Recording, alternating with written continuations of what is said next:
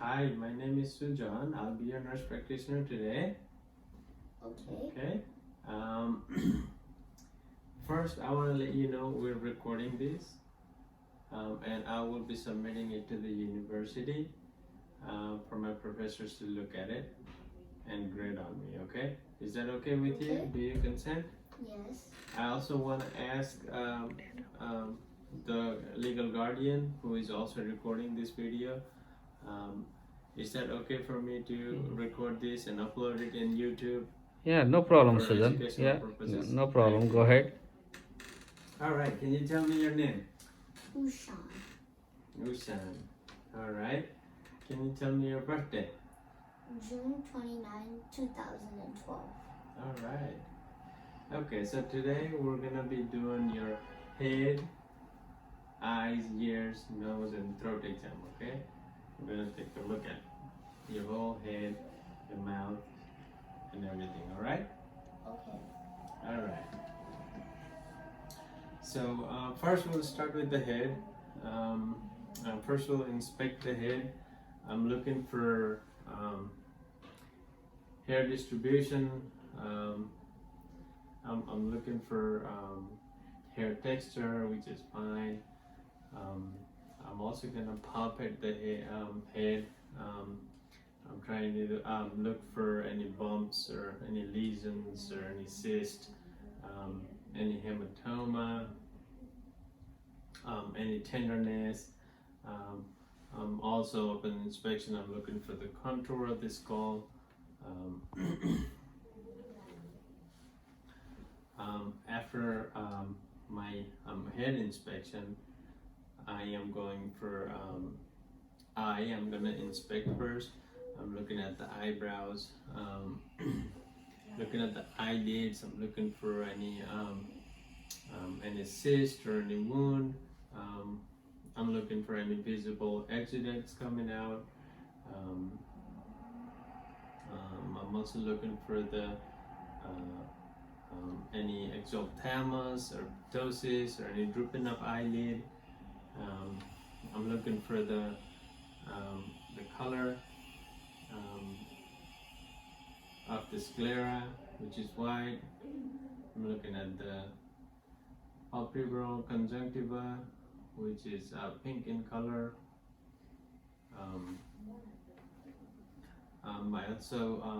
I'm looking at the iris and cornea.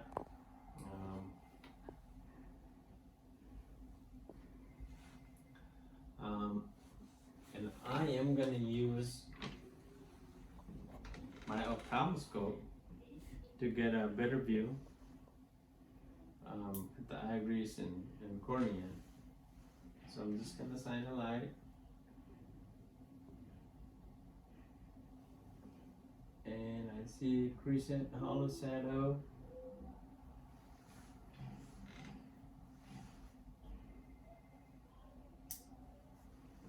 Alright. And I'm also gonna do pupil reaction test, which is basically testing for accommodation.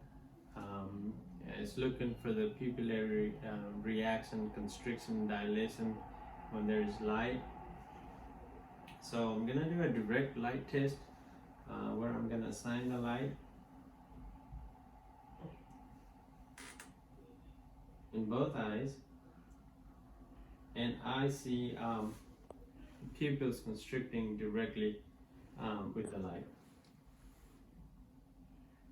And I'm also going to do a consensus light test, which is I am shining a light on the left eye while I'm looking for the pupillary constriction on the left eye.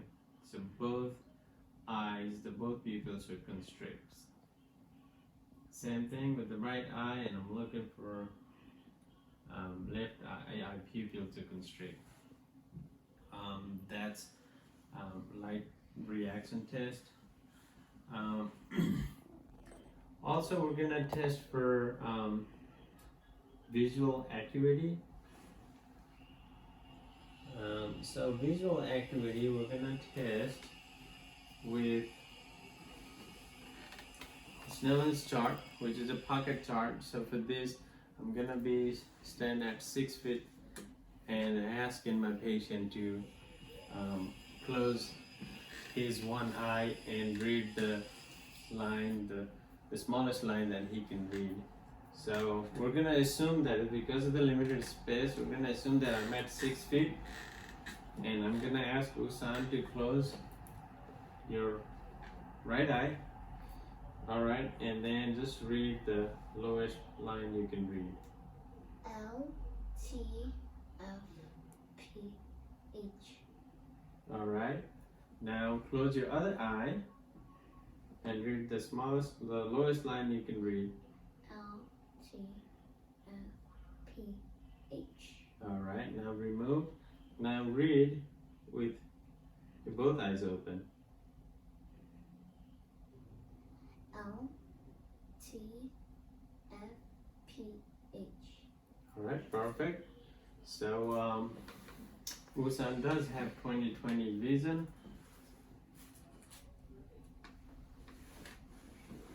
Now after visual acuity test, we're gonna do visual field by concentration test. Okay, so in this test, what we're gonna do is I'm gonna ask. So this basically tests for the peripheral vision. So I'm gonna ask you to cover one of your eyes. All right, and then look straight in my face, my nose. All right. And then just let me know when you see my fingers, okay? No. Okay? Alright? No. Alright? Now let's close the other eye. Alright? Let me know when you see my fingers. No. Now keep closing the eye. Let me know when you see my fingers. No. Alright. Now open your both eyes and let me know when you see my fingers. No. Let me know when you see my fingers. No. Alright. Alright, we see that visual peripheral vision is intact in my patient. Now we're gonna check for your extraocular movements, eye movements. So basically checking for the muscles and cranial nerves that control those muscles, eye movements. So in order to do that, I would like you to follow my finger, okay? Don't move your head, just follow my finger with your eyes, okay? All right. So this is basically checking for lateral rectus muscle, which is also abducens cranial nerve. Now we're gonna look up and then down. So we're gonna go there, go up, go down. All right, come back to the middle, go up, go down. So I can see all the cranial nerves are intact and all the muscles are functioning well. So when I was doing this test, I was checking for the lateral rectus on both sides, which is abducens cranial nerve 6, and then going up, I was checking for the superior rectus muscles, which is cranial number 3 or oculomotor, and then going down on the peripheral side, which is also inferior rectus muscle, which is also controlled by oculomotor cranial nerve number 3, and then in the midline up is inferior oblique muscle, which is also controlled by cranial number 3, and then coming down is superior oblique, which is controlled by trochlear cranial number 4. So after our ocular movement test, we are also going to test for accommodation. So I would like for you to look at my finger, all right, and then follow my finger, okay? So Ushan should be able to follow and focus this finger about 5 centimeters, and then it should be able to accommodate. Another way of testing is I can ask Ushan to focus on something like behind that wall. Can you focus on that wall back there? All right, and then come back and focus on my finger. So I'm looking for pupillary constriction and accommodation where Ushan can focus on the object. All right. So after that, we are also going to do eye exam. In the eye exam, I am going to use my ophthalmoscope. So I'm going to use my right hand, my right eye, Ushan's right eye, and I'm looking for red reflex.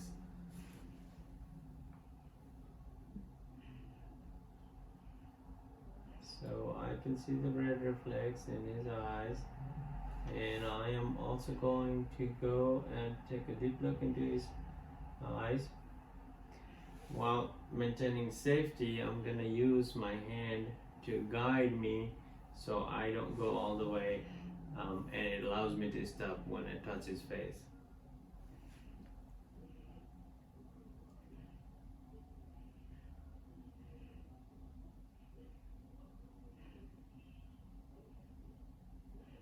Alright, so when I'm checking for optic disc, which is sharp.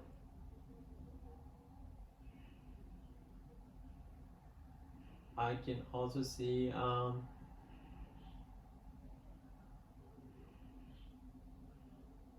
the bright red arteries and dark red veins. I can see fovea. I do not see any cotton wool appearance.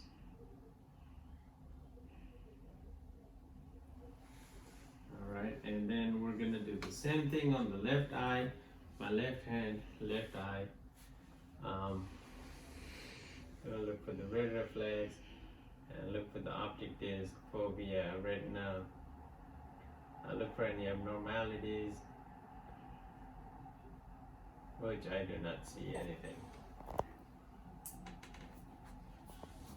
Alright, so that basically concludes our eye exam.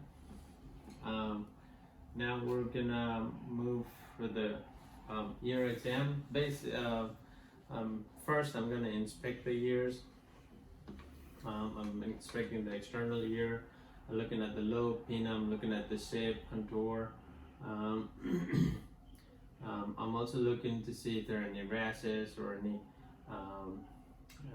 tissue growth.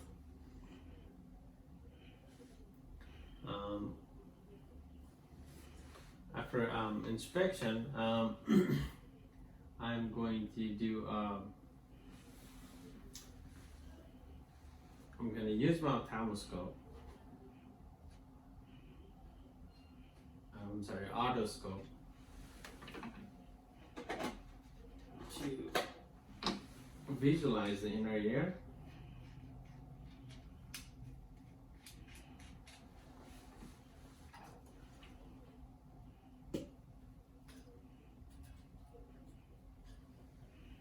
I'm going to use the biggest scope that fits in the patient's ear.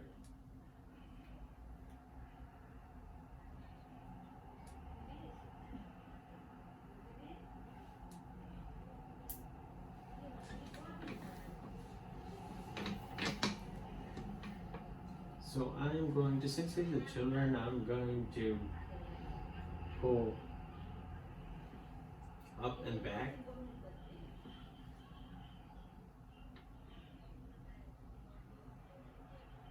And I am visualizing his inner ear. The external canal is clear. I don't see any discharge. Also, if you notice, I am using my hand to brace where it kind of guides me not to go too further deep. I am looking at the tympanic membrane, which is pearly gray appearance. I can also see malleus, location. I don't see any cerumen impaction. I don't see any swelling or bulging or any drainage or exudate coming out of the internal ear. Similarly, I'm going to test same on the left ear. It's pearly gray, tympanic membrane, no drainage, no discharge, no cerumen impaction. Corner light at 7 o'clock. I saw corner light in the right ear at 5 o'clock earlier, which I forgot to mention. External canal is clear.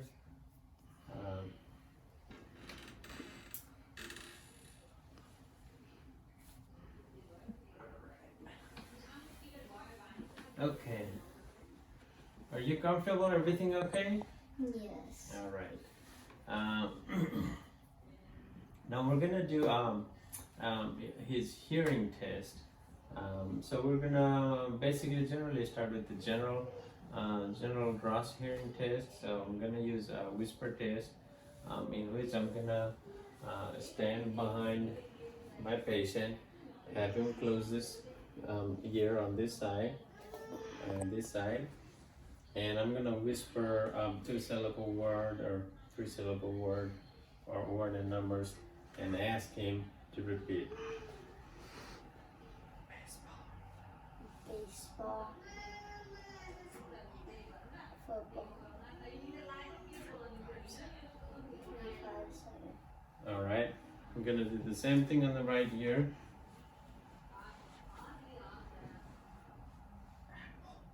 Apple.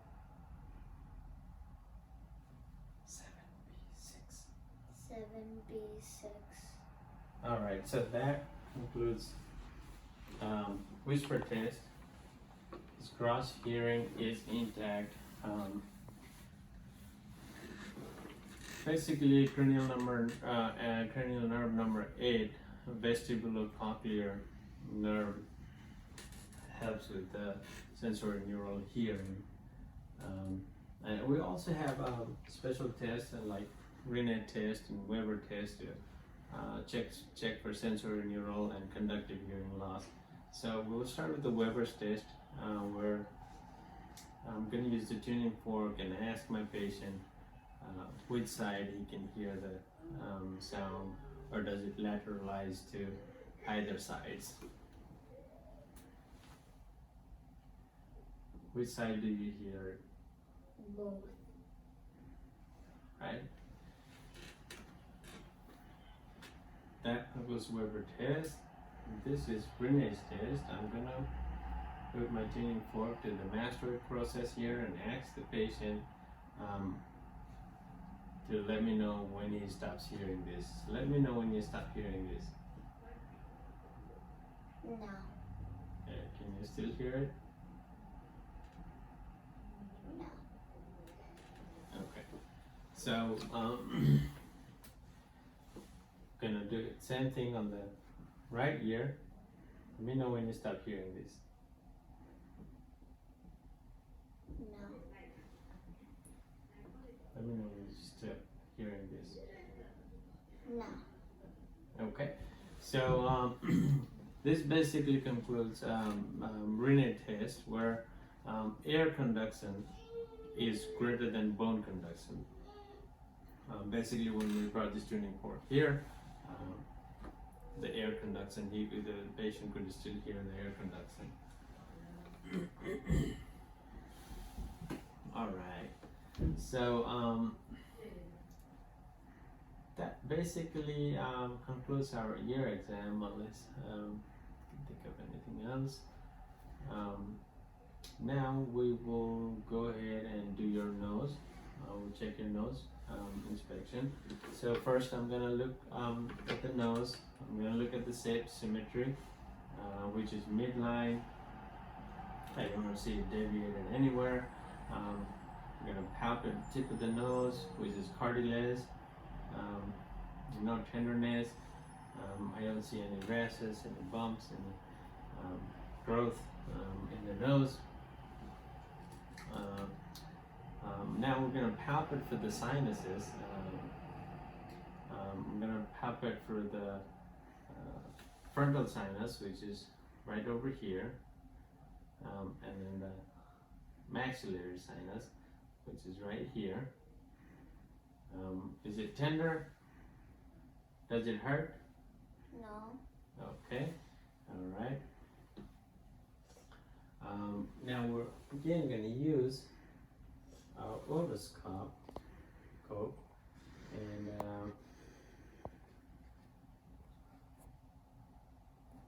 look into the nose.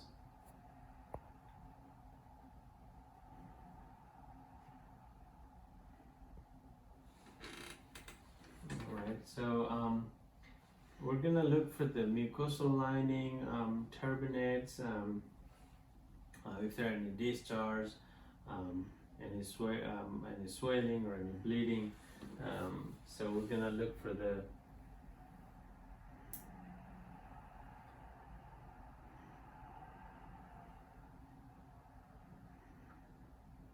mucosa is pink, turbinates without exudate, they are patent. There's no discharge. Same thing with the left nair.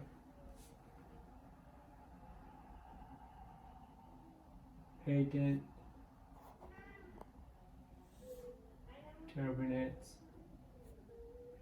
Without exudate, without swelling. Mucosa is pink. No discharge. Alright, discard this.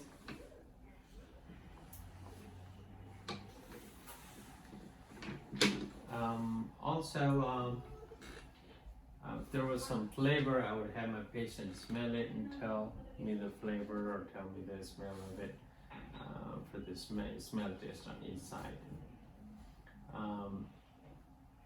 After our nose inspection examination, we're gonna go with the mouth examination. So basically, I'm gonna inspect at the beginning. Look at the lips, look at the symmetry of mouth. I don't see any dryness, lips pink, moist. There are no bruises, or there are no lesions or any sores. Now I'm going to ask you to open your mouth, and I'm going to check for the mucosal lining of buccal mucosa. Can you open your mouth for me? Alright, we're going to be using light. Open your mouth for me. Alright, I'm checking for the mucosa, mucosal lining. Meantime, I'm also checking for the gingival lining and dentation. Buccal mucosa is pink, no sores, no lesions, no rashes. I can see frenulum is midline. I can see lacrimal ducts on the side of the frenulum. Gingival linings are firm, intact with the teeth. Dentition is good. Open your mouth for me. Alright. Alright, now I'm checking the tongue. Tongue is midline. Can you pull your tongue out? Alright. I don't see any oral thrash, any sores, any bumps in the in the tongue. I see there's no deviation of the tongue, which basically checks for the cranial nerve number 12, hypoglossal nerve. I'm also checking the posterior oropharynx. So I'm going to ask you to pull your tongue out and do a big ah. Okay, that's good. I'm looking at the tonsils. Tonsils coming out of the tonsillar fossa. Uvula is midline. No redness, no exudate, no swelling. Noticed. Also, I'm checking for the hard palate and soft palate, and also checking for the rise and fall of the soft palate, which also indicates cranial nerve number 9 and 10. If the soft palate does not rise up, that indicates a problem with the cranial nerve number 10 or vagus nerve. Okay, I see there's a good rise with the soft palate. Hard palate continues to the soft palate and continues to the uvula. Can you go that side with your tongue? I'm checking the sides of the tongue. Move this side, checking the sides of the tongue. Under a normal clinical setting, I would be using gloves to inspect the buccal mucosa and the structures inside. All right. So what else?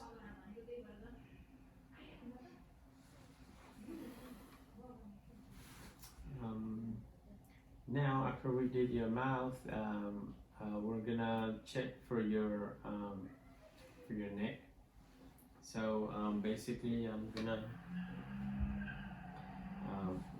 inspect the symmetry first. It's supple, it's midline. Looking at the trachea, which is midline. I can see the cartilages, the cricoid cartilages. Can you swallow for me? All right, I can see the movement of cricoid cartilage moving up and down.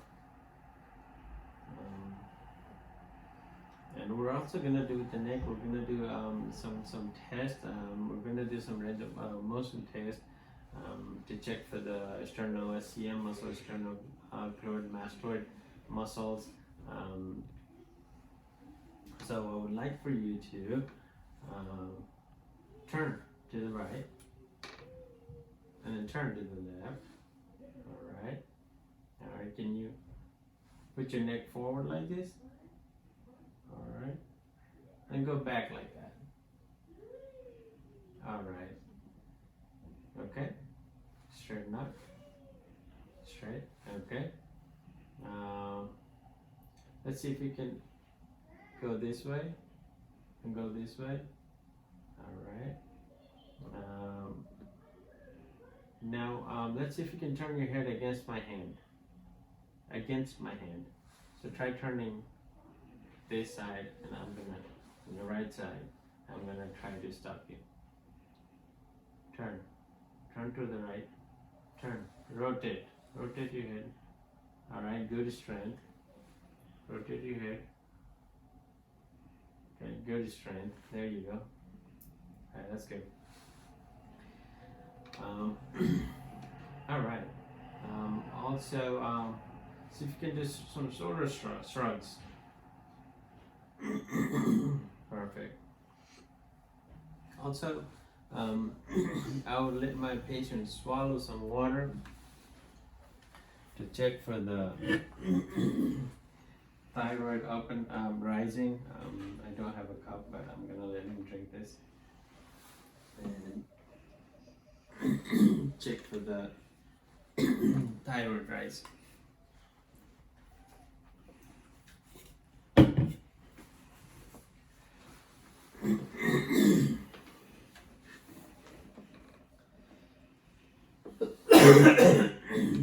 Excuse me. I see the trachea placement is midline, so we're gonna inspect for the thyroid gland, which is basically I would go behind the patient, and on the right side I would feel for the isthmus, and with my left hand I would push the trachea, and then with my right hand I would try to palpate the thyroid gland.